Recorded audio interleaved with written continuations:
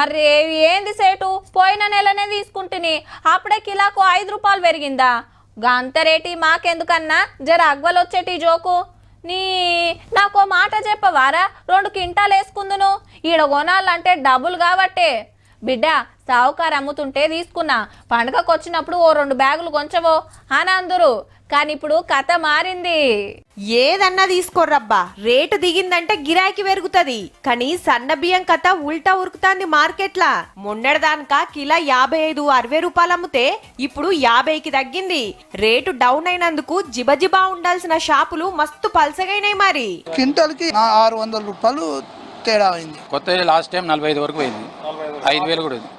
పాత 6,000 పోయినాయి, పాత ఇప్పుడు 4,700. ఇక రోజు 2 క్వింటాలు 3 క్వింటాలు పోతాయి, అవి కూడా పోతలేవు ఇప్పుడు. ఇక బాగా క్వింటాలు కూడా పోతలేవు. అరే నేరిగింత అధ్వానమైంది ఏంది కావచ్చని వ్యాపారులు బగ్గా ఆలోచన చేస్తే గీ ముచ్చట బయటపడ్డదట.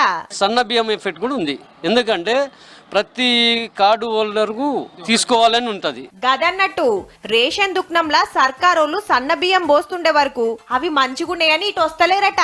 అవి దొడ్డు అని ఇప్పుడు సన్నయ్య కొనుక్కునేది, ఇక సన్నయ్య వాళ్ళు ఇచ్చినాక మన తానే ఎందుకు తీసుకుంటారు వాళ్ళు?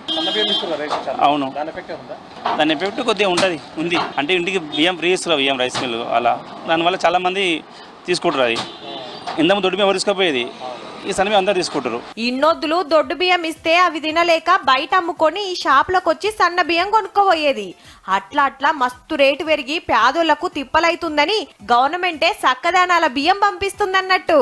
మామూలుగా కొంచెం తక్కువ ఉంటే ఈసారి ఎక్కువ వచ్చింది. రైతులు ఎక్కువ పండియడం, సన్నాలు దొడ్డు బంద్ చేసారు.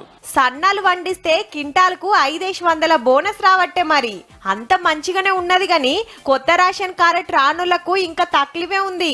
జప్పున వంచి అందరు సన్న బియ్యం తినే భాగ్యం వచ్చేటట్టు చూడుర్రి సార్లు జరా.